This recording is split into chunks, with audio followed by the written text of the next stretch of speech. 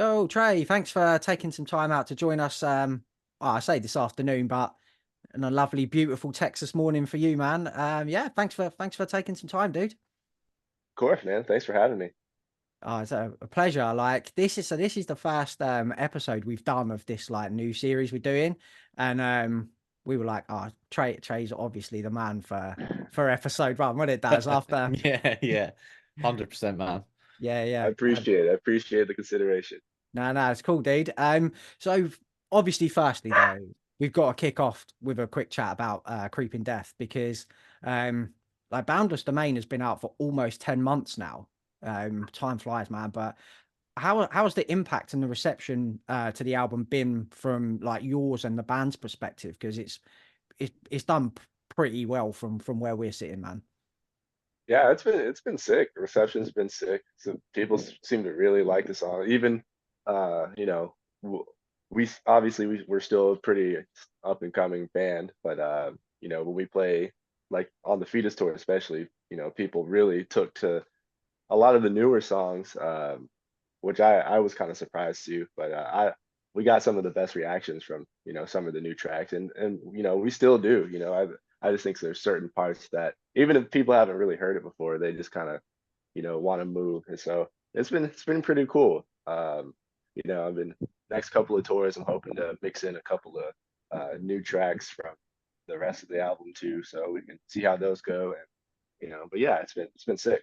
Oh, that's great to hear, man. Because we saw you guys on the Revocation tour, Mm. and you played a couple of new tracks then before the album came out. And Def, we said straight away, didn't we? We were like, "Holy shit!" Like they just They, keep getting they've better. upped their game. I think that's what we said. Yeah, yeah. Every release, like your songs get better. So it's no surprise, man, that like the new shit's popping hard because I think you came to Europe in a really good like we just saw you recently with Frozen Soul, didn't we, Daz? Yeah, man. And obviously that was, I think the album have had enough time to be out there and to breathe and for let people to know the song. So obviously when we saw you, man, that's it was those tracks really like popped hard. Yeah, it was dope, and it was just the very stark contrast from literally pretty much 1 year to the day. I actually think we played. I don't know if it was Bristol or Manchester. But I saw it popped up on my, like 1 year ago. It was like I Yeah. was like, holy shit, I'm in the same fucking city. That's bizarre. That's insane, man. Yeah, it was crazy. But yeah, it was just night and day. It's been cool. People seem to have really taken to it, and it's been weird that there's people that have heard that but not heard uh, some of the other tracks. It's usually the other way around, where people are always begging us to play some super old song Yeah. from like the demo or some shit, and I'm like, I don't remember how to play that. I'm sorry, but yeah, it's been really cool. Yeah, that's such a nice feeling as songwriters, I guess, to for people to be like wanting to hear the new stuff, man. So that's really cool.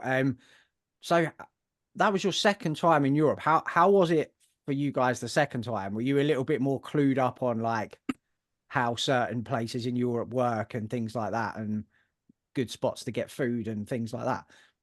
Yeah, it felt a lot more familiar this time around, and the first tour was awesome, but this time we were, the direct support. So obviously there's a pretty big difference in from Yeah, opening to direct support, and like just crowd number being there. And so, obviously that was better. That was pretty sick. And but yeah, we just kind of knew how things went with the bus, knew how things went at the venues, load in, load out. So yeah, it was just a lot easier, a lot smoother this time around. yeah, that's cool, man. So what's on? Obviously, you guys have got like that tour coming up with Gatecreeper and In Flames. Um, uh, do you like have to pinch yourself sometimes that you're like now going out on tour with like actual legends of the scene? Yeah. Yeah, it's honestly it's pretty crazy. You know, like one of the bands that I put on the list, Carcass, for one of the reasons I'll explain later, is that's one big one for me. So um, it's just it's pretty wild. It's like, just playing with and listening to it. It's like becoming sort of almost peers with like people that you listen to when you were like in high school and early Yeah. college and stuff like that. And a lot of weird full circle moments the last couple of years where it's like, I'm becoming friends with like people that I used to, watch YouTube interviews of, or like, read articles in guitar magazines of, and shit like that. So it's a little bit weird, but it's very sick. People say not to meet your heroes, but most of the time, at least in metal, most of the time they're pretty chill. Yeah, we're saying that Most, all the time, innit, Jim? Like since we started the podcast and stuff, and you get to talk to like all these like really cool people that we've been listening to for a long time, and they're all really cool. Like we haven't met any like arseholes. No, Like not so, at all. yeah, it's so sick. yeah, like certain, like obviously, in every subculture there's gonna be assholes for sure, but like I feel like just in certain heavy music subcultures, there's just more and then less. You know what I mean? Yeah. So it's like Yeah. I feel like I'm lucky to be playing one of the ones that there's a shit ton less. So when we go out with people and on tours and stuff, we typically hit it off with everyone. Everyone just wants to jam, talk music, talk sports or what have you, and drink, sometimes not drink, just hang. That's usually Yeah. people just want to just chill. So Yeah, that's man. that's what I like anyway.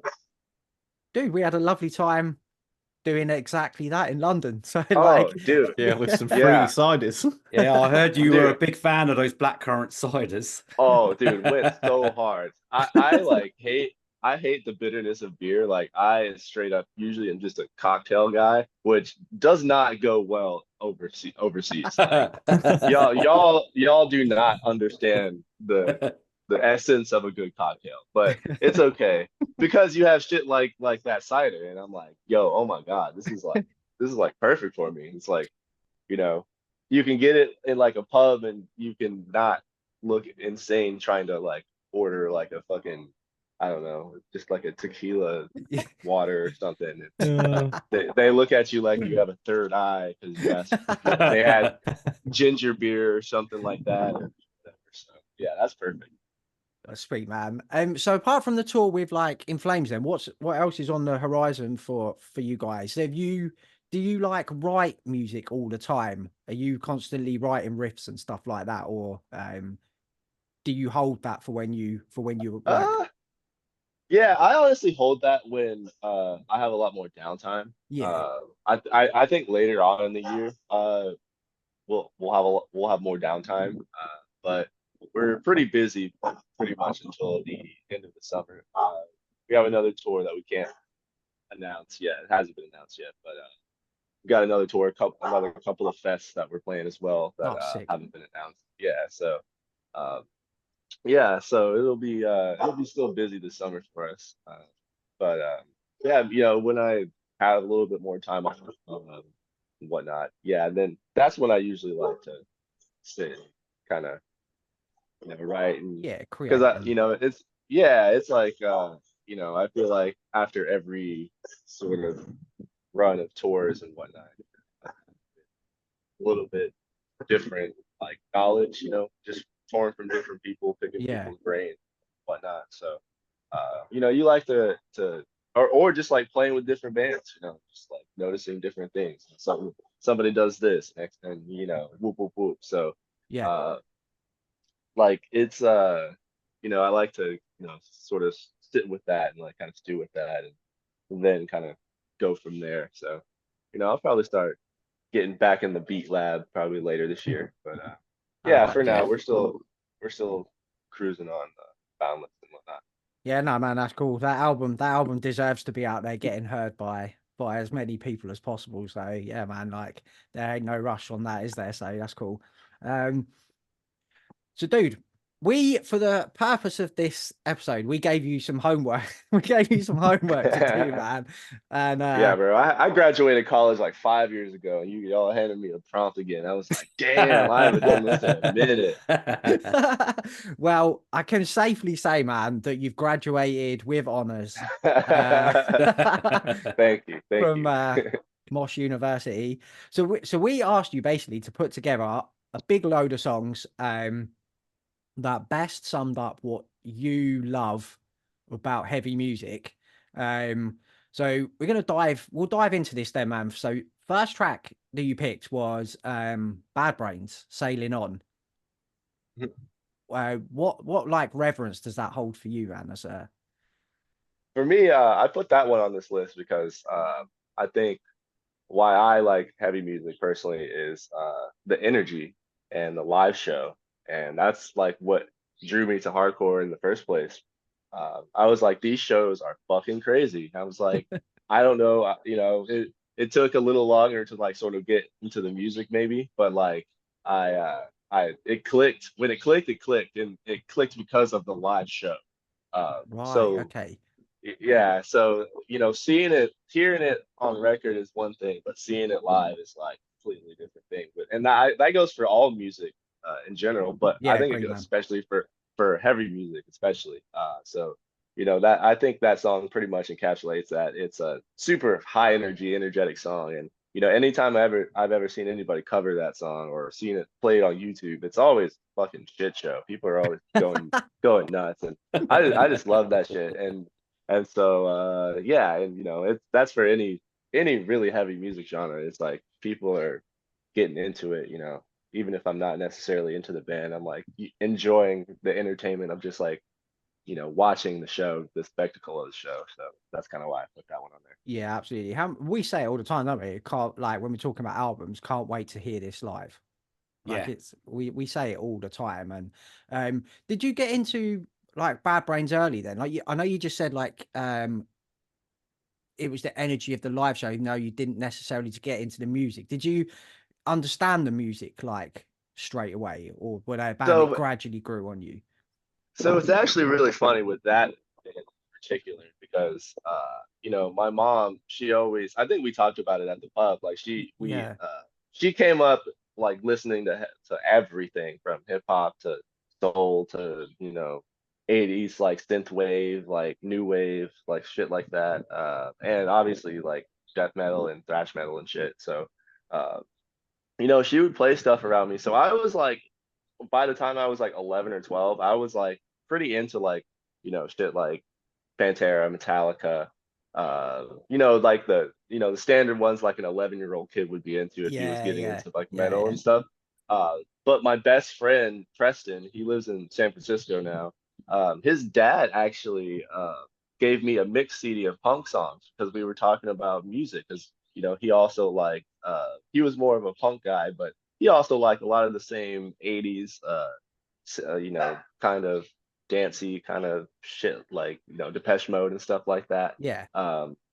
Yeah, so we kind of hit it off talking about music like that, and I also told him like, yeah, I also like like like heavy metal, like stuff like that. She's like, oh, do you like punk and stuff?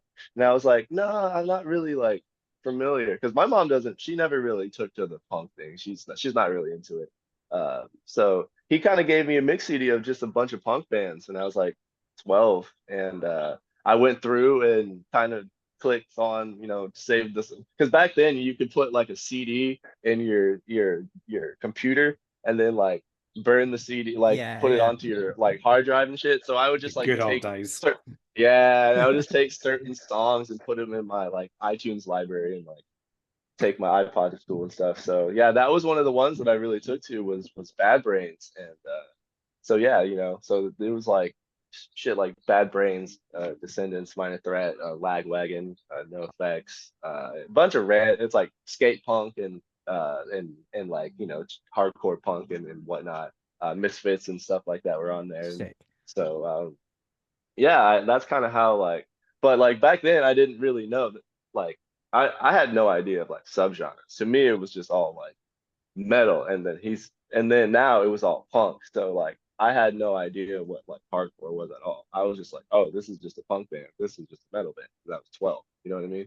So Yeah, like yeah, man. that's kind of where I was at. I wasn't like oh, like I was like listening to this shit out of the womb. It just kind of like my best friend's dad gave me a mix CD, and I didn't know what I was listening to. I just thought it was just like, oh, he said this was called punk, so this is punk. So that was it. Oh, that's wicked, man. And like, I can see how your love of that translates to you playing live as well, because like you're like a fucking big spin kicking ball of energy on that stage, man. So that's obviously directly has come from punk and hardcore. So that's cool, man. Yeah. I gotta have the energy. I have ADHD, so I can't sit still, like just in general. So when there's music involved, it's like honestly involuntary. I can't like not just like bebop around. And Yeah. yeah. No, it's great to watch as well on stage. Like you're one of the most engaging like new death metal bands for sure on stage. And talking of death metal, man, that takes us nicely then onto track 2 that you gave us, Blood Red Throne, Portrait of a Killer. So this is the first track off their debut album, right? Yeah, and it's probably my favorite song of them. I mean, like they have a lot of good songs. Like they, such an underrated band. You know, they really don't have a. I mean, they've had like 20 albums, and they're all like solid, like extremely well played, like death metal. It's very sick. You know. Yeah, absolutely, mate. I could see when I put this on, I was listening to the playlist earlier. I like a light bulb went off in my head. I was like, oh shit, of course Trey's influenced by these riffs. Dude. Like I heard it straight away, man. I was like, oh, how hadn't I twigged that before? Oh yeah, dude, definitely. Blood Red Throne, huge influence on Creeping Death. Like pretty much the whole reason like I even wanted to play in a death metal band. It was just like I said, we all came from punk backgrounds, hardcore punk and shit. So like it was pretty much, you know, my homie John actually, we were just chilling smoking at his house, and he was always more into metal, but he didn't really like the hardcore thing at all, except for a few bands. But he was like, yeah, he's like, I was telling him like I was sort of like dipping my toe into, you know, the very like or the probably the first couple of death metal bands you hear, you know, Entomb, Death, Grave, Morbid Angel, shit like that. Yeah. So like I was like, yeah, dude, like this shit is sick, dude. Like, you know, I'm starting to check stuff out. And he's like, oh, you like it? And then he's like, let me play you this band. It's like, you're a hardcore kid, so you like some like mosh shit. So I'm gonna play this. And then he played Blood Red Throne. And I was like, oh my God, like where has this been all my life? And I was like, oh fuck. I just listened. It was like months period. I was just like listening to like just that, like for heavy music. And I was just like, dude, I want to start a band like this. But like I was like, I cannot play anything like that. So I just kind of like, you know, did it my own way with my own skills. Like it's kind of how it turned out. Oh, dude, it's like for you to be in a band now that like I can listen to and go, yo, that's like easily as good as this. Do you know what I mean? And so you've done a pretty good job of nailing that, man. That's for sure. Oh, thank you. That means a lot because that band fucking rocks. Yeah. I have to shamefully admit I've not listened to that album, so I've got it saved to listen to. Dude, in full you're next week. You're in for a treat. You're in for a treat, dude. It's it goes hard. It goes real hard. Yeah, the new one was sick as well, wasn't it? That dropped dude, yeah, recently. Last couple they've done have been really good. Yeah, it's insane how just consistent their whole discography is. Crazy. Yeah, it's also insane how like criminally slept on Blood Red Throne are actually mental. Like I don't understand it. Like it should be like it's wild. It's like you know, every time I see somebody wearing a shirt, I make sure I see, or a patch or something, I make sure to be like, yo, that fucking band is crazy. Because like, you know, I just want to know. It's like, yo, salute. Like, you got tape, brother, or sister. So talking of having taste, that takes us nicely to track number 3 then, because Iron Age, Sleeping Eye of the Watcher. Holy shit, what a fucking album this is, man. And what a song as well. The album is like an experience. Like, you know, it's one of those things where it's just like, you know, always the never ending debate of like listening to an album beginning to end or listening to just like songs. That's one, like every time I listen to it, I try to listen to it beginning to end as much as I can. Yeah. It's definitely like an experience for sure. I definitely put that one on the list for one of the reasons I really like heavy metal because basically that it's like these bands can curate an experience. They have like in their case like this album has lore behind it, like interesting shit like that. Like, I love like I'm a just a nerd that I'll just like randomly dive into some rabbit hole, just like learn about a random topic. So it's like shit like that is super interesting to me, and I like how heavy music has a lot of that. And obviously like other genres of music have that too, but it's always like something real like scandalous or like Yeah. something about like drugs or something. It's like all right, like this is America. I fucking that's all around. That's all around me. I don't give a fuck about that, dude. That's like, oh, well, like you could, whatever. Like, but someone like a genuinely like interesting person making art and making music, that's it. Like, and Yeah. they're putting like them like behind it. And I think Iron Age is like a great example of that. Rest in peace, Wade, for sure. He definitely Yeah, got a lot man. of lore behind him, and his just skill, and just I know a lot of homies that know him. I never didn't really know him personally, but just stories I've heard and stuff like that about him and them writing the album and all this shit. So that's like why I put it on. Also, the song just bangs. And, Yeah. I was like, what song should I do? And I was just like, no, let's just start from the top. This is such a good, one of the best first song on like the first, whatever you want to call it, the intro track or whatever, first ones on that album. One of the best ones ever. It's so sick. Yeah, man. Something I noticed as well, definitely you picked up on it as well, wasn't it? Like, do you like a you like a longer song as well with like lots of transitions and stuff? Because I think Blood Red Throne and Iron Age are both around the 6 minute mark, and I was like, oh, that's interesting. Yo, if the riffs go, I don't mind, man. I just Ah, like sick. hearing riffs. It's like if I don't like it if it's long, if it's like too repetitive. But like Yeah, those songs aren't repetitive. Like they're interesting like, all the way out, all the way Yeah. yeah, like through. That's kind of like why I don't really mind. But if it's just like a 9 minute track of just like the same riff like over and over, like I can't really fuck with that. yeah. I hear you, man. I hear you. Um, so dude, next track up, all time classic, Sepultura, Desperate Cry. Um, obviously like a classic album. What made you go with this particular track? That was I was listening to I was put that one on the list. I was listening to the songs. Probably like listening to that album 2 weeks ago. And I'm just like, wow, this is like really like stick. And the reason I pinpointed that album and that song in particular is just how groovy it is. It's just like the song for how like thrashy it is and so groovy is just like so sick and very extremely unique.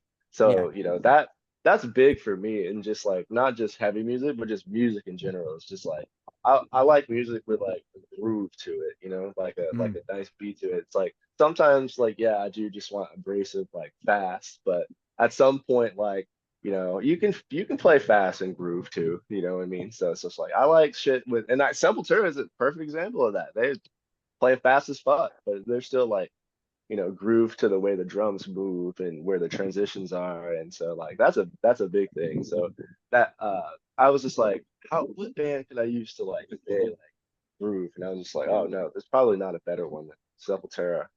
That'll be a pretty good example. I think people will get what I'm trying to come across. oh, 100%, man. And like I know a lot of people like pinpoint Pantera Domination for like one of the first ever breakdowns, but this track's got a riff in the middle that like that's Oh almost yeah. like prototype breakdown stuff as well in there. Oh yeah, and then just like the way the drums move behind it at the same time, where it's Yeah, just yeah, like that's what I'm talking about, where it's like groovy, but like it's still moving. It's like moving fast, you know what I mean? yeah. So it's just like it's really sick. That's so cool, man. So from one legendary band then to another, Celtic Frost are the next band, and Into the Crypt of Rays is the track that you've gone for. What was the thinking on this one, man? Heavy metal, you know, especially punk, death metal, black metal, whatever, what have you. You know, like I do like there's like a rawness to it that like I feel like a lot of people are drawn to it. And you know, I'm not even talking about necessarily the production. Like, you know, you can have like a cleaner production, but you can still make music that's like, you know, kind of raw, like kind of like abrasive. And Yeah, that's what I really you know, like about heavy music. It's just like some of it's just like really raw. And so like I feel like that was like a perfect example of that, you know, from the production to the riffs, like it's just angry, it's just evil, you know what I yeah, mean? Like it's so like that's kind of why I put that one on there.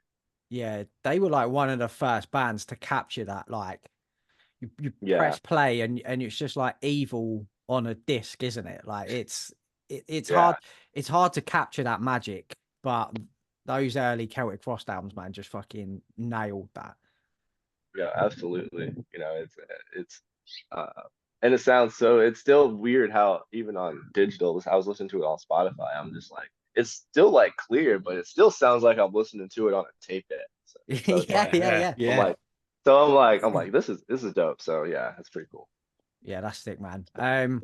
It's funny that they're a band, like I know they're a legendary band, but I've never really dived too much into Celtic Frost. I know that album, but I don't really know too much after that. So I think I might need to go on a bit of a journey with Yeah, it. dude, it's sick. And you know, that's coming from a dude who really is not into like black metal or proto black metal or whatever. It's one of my probably one of mine on the lower totem pole of favorite like subgenres of like heavy music. Yeah, But that band fucking rocks. Like riffs are riffs, you know.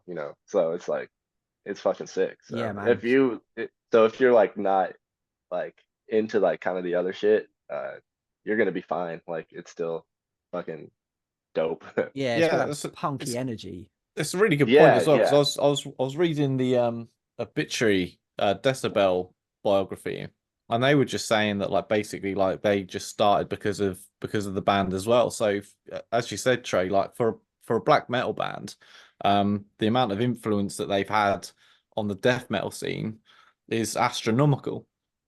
Yeah, You know? absolutely. You know, it's you can hear it all over the early obituary albums, you know what I mean? Yeah, I mean, shit, they even have a cover on there. Pretty yeah, fucking Yeah, yeah, yeah. yeah. pretty fucking banging cover, you know. So, Oh man, so sick that.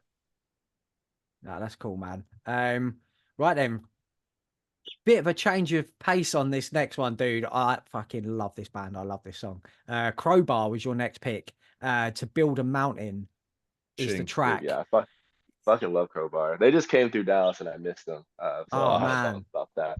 But yeah, I put that one on there because you know, like heavy music and metal especially has kind of like this reputation of being like, oh, like they're angry, like blah blah blah. Like, you know, it's just like they're just like angry at the world. What are they so mad about? Like they're like rah rah rah. But like Crowbar is just like the lyrics, like what you're listening, oh, you're like, this man is fucking sad, dude. Like, yeah, and man. I'm like, and I'm like, yo, like this is crazy. And it's just like there's times where it's like I'm fucking feeling that. Like, but like you don't want to listen to some fucking Elliott Smith ass music. You just kind of want to like thug it, you know, thug it out with something. I just think like Crowbar is just like the perfect example of like you can make fucking heavy ass music, heavy ass riffs, but like you can be introspective and you can, you know, actually talk about your feelings. You can talk about how you're, you know, what's going on. So, you know, that's why I put that one on there. I like it because heavy music is not one dimensional. It's just like there's Yeah. plenty of music and plenty of bands that do the same thing, say the same thing, you know, but none as heavy as Crowbar. No one is as heavy as Crowbar, man. And like you said, Kurt's got Straight up. feelings, man, but he must be in like the top 10 riff writers ever, Oh, man. dude, it's Like he's crazy. unbelievable. It's crazy. And I just love how, again, it's another super groovy band. It's just Yeah, like, I yeah. love the way it just like grooves and like stomps through and like even like their fast parts. It's just like, it feels like someone's just like barreling through a wall really fast, you know. It's just like, yeah. so it's like, it's sick. I fuck with that band. Yeah, I love them. I love like how a lot of modern hardcore kids have really taken to Crowbar as well, because they're hard as well, man. Like they got Yeah, breakdowns and shit, and yeah, it makes sense, like, you know, why if like you like Zabalba, there's no reason like why you wouldn't like Crowbar. And also exactly. hardcore kids like wearing 2X, 3X shirts. So it's like, of course you're gonna like Crowbar. Good shout. Yeah. So next tune then, oh man, this is an album that I like. No, I love this record from front to back, man. Eternal Champion of the band, and Skull Seeker is the tune. Tune, absolute tune. It's a massive tune, man. What was the thinking behind this one, man? I love how it kind of ties into the Iron Age thing, where I just love how a band's music can just like create just like an image, you know what I mean? And like Yeah. there's no like better, at least modern example for me anyway, than Eternal Champion. It's like when I listen to it and you look at the cover and it's just like what I'm hearing is just like what I'm like like he's conveying what I'm like seeing in my head perfectly. You know what I mean? Yeah. And I feel like, you know, other than, you know, probably hip hop, you know, I don't think that, or maybe in country music too, is good at telling stories. And so like I think like that's what I like about heavy music. There's just like so many songs that, you know, like a band like Eternal Champion can just cultivate like a image and a vibe, you know, to their music, the live show, you know, like wearing chainmail on stage, you know, like having swords and shit. And so it's just like you get it. And you know, there's a bunch of types of music. Black metal does the same thing. You know, there's just like people, you know, even like metalcore shit. Like people go a long way to curate their vibe, you know, and I think heavy music is just like that's why I like, and you know, one of the reasons why I like it so much is like so many different variations of, you know, basically telling that story. You know what I mean? Yeah, agreed, man. And we speak about album art all the time, like the Eternal Champion album cover and everything. It's exactly what you're picturing in your head when you're listening to it, man. It's crazy, just like riding through different like lands, just killing shit. You know what I mean? It's like critical hit, just roll after roll. You know what I mean? Like, I love that. Oh, dude, can you have a song called Critical Hit on the next I'll have to ask Reese. Reese might be like, dude, fuck no, that's way too way. No more video game references. Reese is still scarred from telling one publication about the RuneScape thing, and now, you know, we were a RuneScape band for years, and Reese was like, it was one song, and it was because I couldn't think of anything. And it was just like, dude, you gotta be careful. You gotta be careful. Sorry, Reese. Dude, this next one is super interesting. So the next track you've picked is Meshuggah, Humiliative. So again, hands up, right? I've not listened to this Meshuggah album.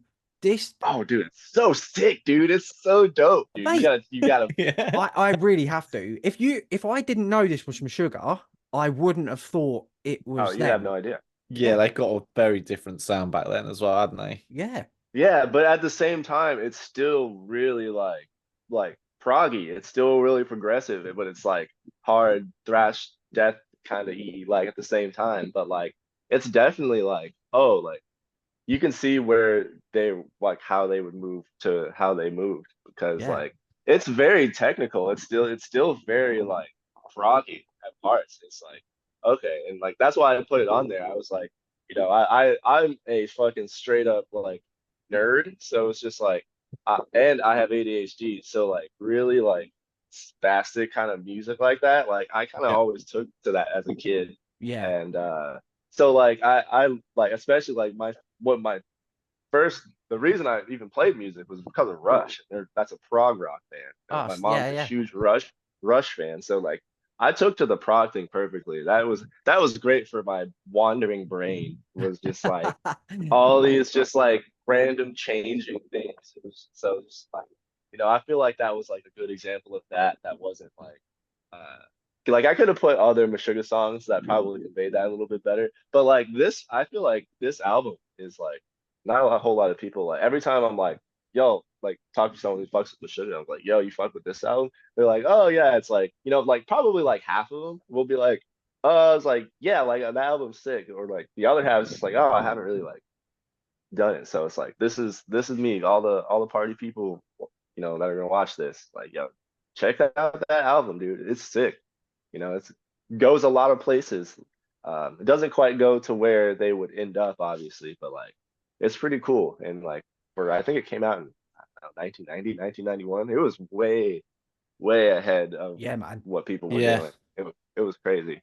Yeah, definitely. And it makes perfect sense, like you just said about the prog thing. Like what we touched on earlier, and we said like the slightly longer songs and stuff.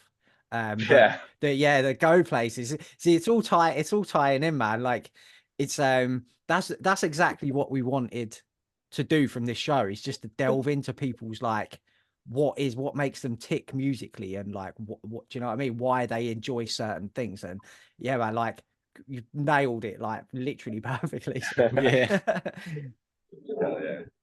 Yeah. So this next track, man, this one wasn't a surprise at all. Like This is a prog classic, this song.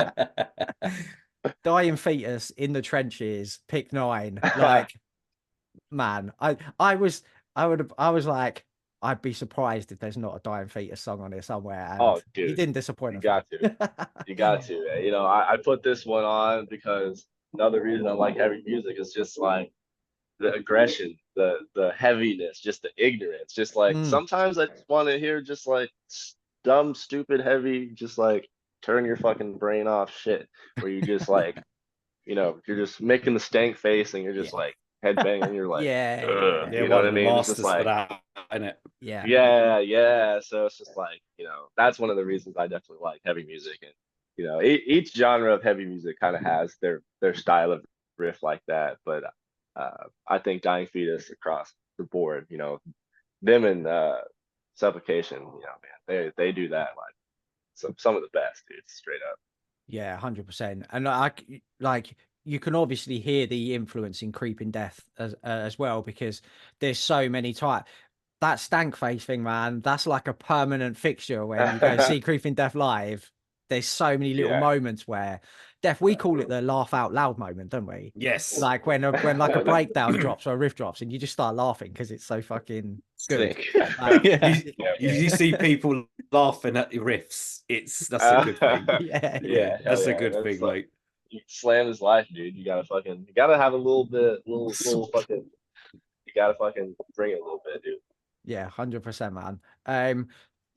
So from one death metal legend to another death metal legend, then pick number 10, Carcass, Buried Dreams.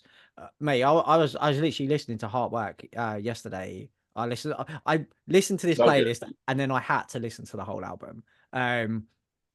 This is just a all-time classic. Oh, Isn't it? nothing sounds like that at anything No. in the world. Like there's not another band that sounds like that album. Like it's 101. It's fucking awesome. I put that one on there particularly because one of the reasons, it'll tie in, but it's just like, again, my mom, always metal fan. She actually got some dude recommended Carcass to her at a not a metal store, a record store. She was buying records. And so she's like, she liked the album cover and she was like, she checked it out and it was like obviously amazing. And I was about 1 year old at the time, I think. So I was like a little baby. And so she would play she didn't care about playing anything, whatever in the car. She just play it. And so she would play it. She started the album with Buried Dreams, and obviously it bangs. And she was trying to listen to the rest of the album. And I just kept saying, play it again, play it again. So she would go back and play it again. And she would go back and play it again. So then like fast forward later, we're like touring with Carcass. We've been blessed enough to actually like do 2 tours with Carcass. And that over that time, like them and their crew, it's like we've all become like real tight. friends and stuff like that. And I was lucky enough to introduce them to my mom, like, and it was really cool because my mom was Oh, like a legitimate fan, uh, like back all the way in the 90s, you know, when they were a lot more like obscure, and she was just like picking Bill's brain. And Bill told me later that she's like, your mom is so wonderful. I had such a lovely time talking to your mom. It's just like your parents are so nice. And I think this was at Psycho Las Vegas. They went one of those years we played. So yeah, it was really cool, and that kind of brings me to like why I like heavy music is like there's like a sort of a camaraderie aspect. It's just like yeah, there's a community aspect to it, and it's just like I like that like a lot. It's like there's no other like type of music that really has like I'm sure there is to some aspect. I'm sure someone's probably like yelling at me. It's like, hey, this one fucking does like what like woo woo woo, but like I just think like there's no one that cultivates it like sort of like heavier music does. You know what I mean? Absolutely agree, mate. no, agree. You know, It's it, and you know like we were chatting earlier, it's just like nobody's like very rarely do you meet someone who's like too cool or whatever.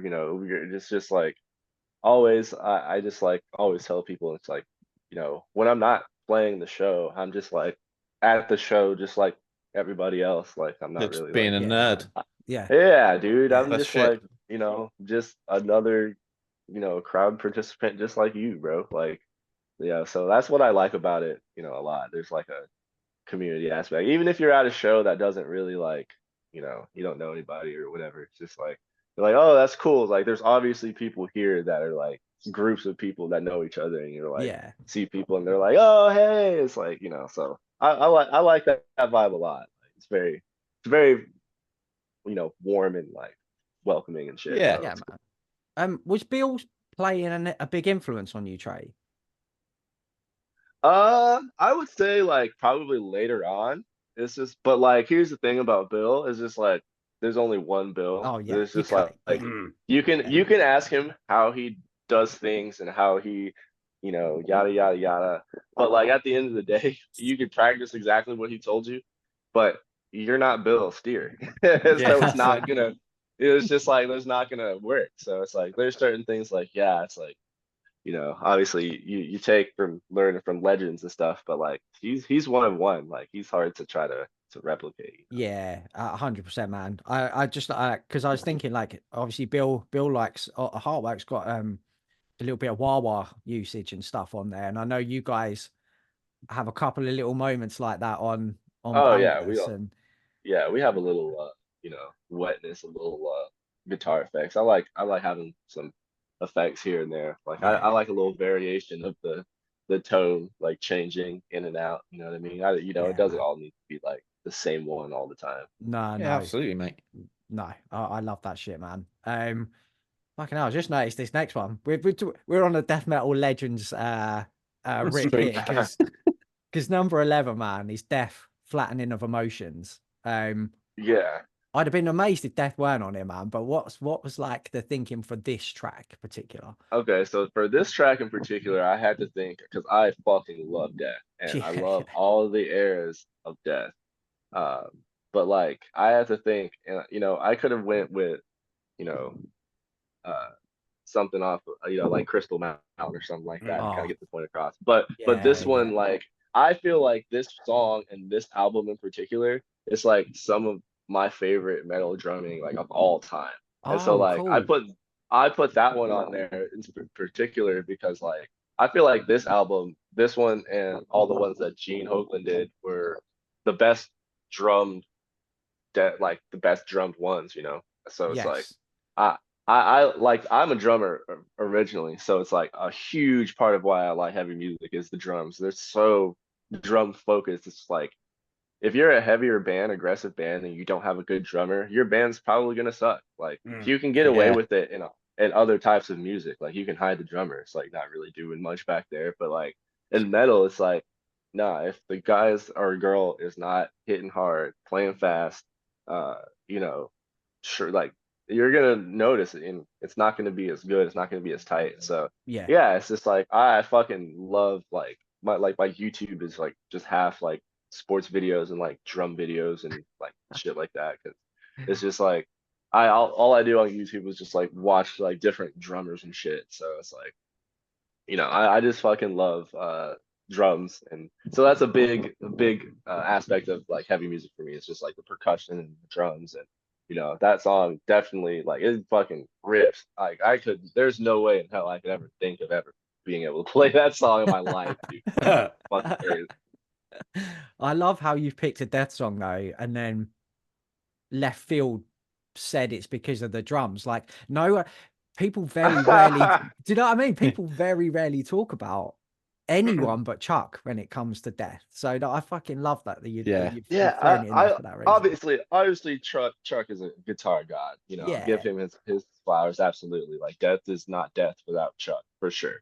But I think what I like about death is that like you can tell that the array, because they went through a lot of members and shit. Like you can tell that each album sort of sounds a little bit different because they all had different personnel working on it. Yeah. So it's just like, the earlier ones are more like straightforward kind of death metal, and then they got better drummers, and then it kind of progressed a little bit more proggy, and then like they got a different, it's switched to a different guy, and then it got proggy but a little bit more straightforward, and whoop whoop whoop. So like, each one of them kind of has like a little bit of different vibe. Just like obviously Chuck just like progressing in his journey, but like also who all the personnel playing on it. All the drummers had different styles, different skill sets and shit. So yeah, man. And like, yeah, that fucking album.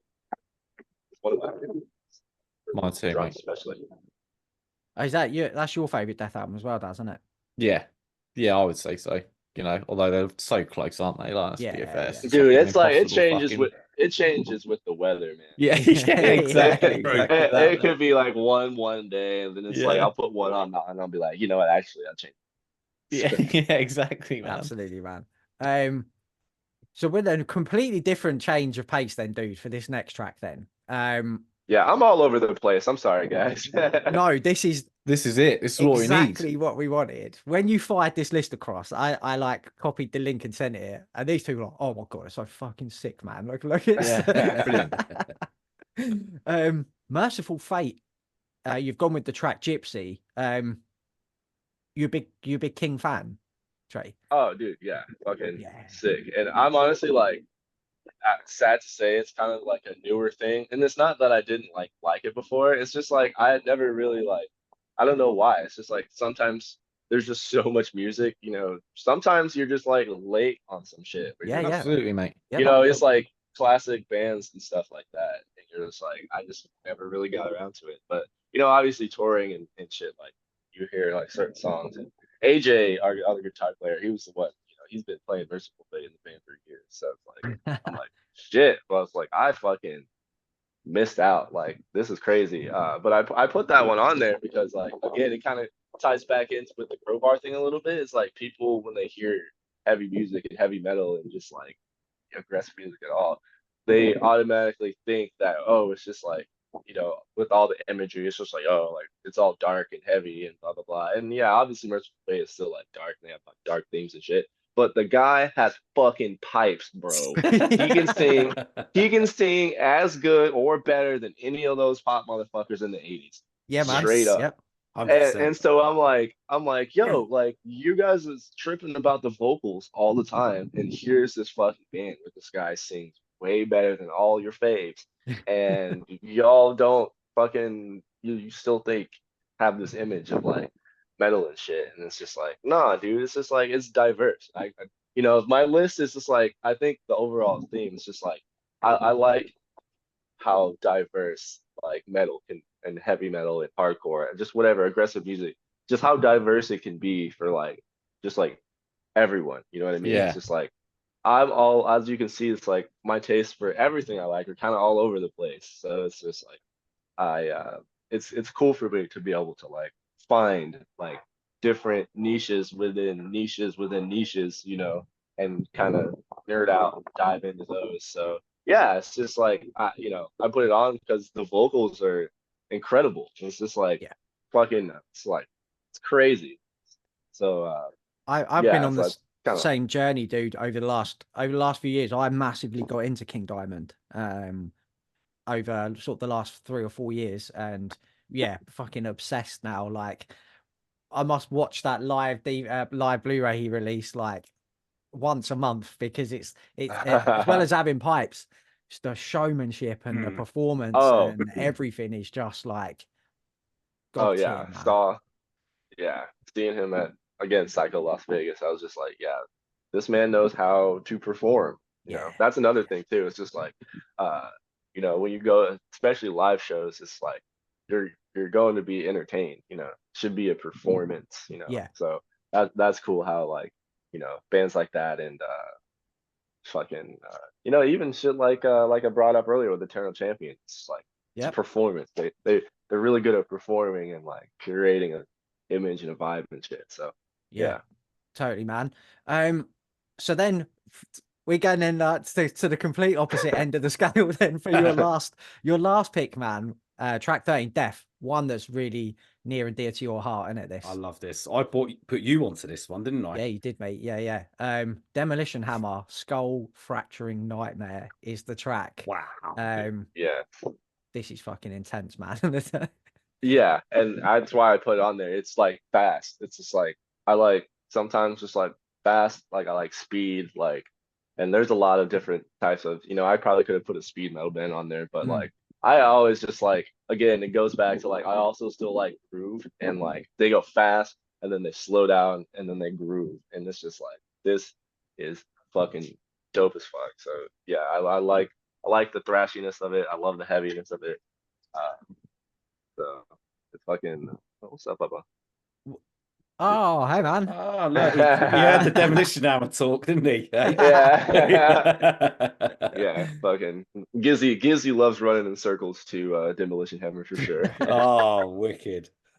Yeah, we talk about that all the time, Def, don't we? With thrash and stuff. Like, one of our favorite things is bands who like put a 4/4 stomp in there, and like, do you know what I mean? That what Demolition Hammer do is like our perfect idea. And for that track as an opening track as well, it sets crazy. the tone, isn't it, Trey? It sets the tone for the rest of the album.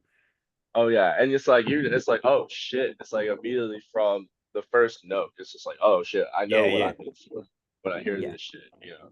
So it's like, and the rest of the album is like that. Even the parts, even the songs where it's just like kind of slower and mid tempo, there's still like a urgency to everything. It's just like, it feels like they're like late and they have to like get to fucking where they're going after they're recording or something. So they're just like, we gotta fucking wrap this up, but we also have to be perfectly on time at the same time. That's a great description. I love that. Oh, Trey, what a great way then to wrap up your 13 tracks. That was fucking brilliant, man. Like, hell yeah, just every like area of heavy music you can think has been covered there. So yeah, again, dude, like, thanks for taking the time and chatting with us and doing this for us, man. So it's been a fucking blast. Thank you, and thank you for letting me be your first guest, your little guinea pig on this. And I was hoping I didn't want to let you guys down and like give you like a lame like list, or I really wanted to kind of dive into the prompt and kind of give everybody a little like you said, like all over the spectrum, which kind of shows again what I overall like about metal. It's just like there's so much heavy music out there of all subgenres and types.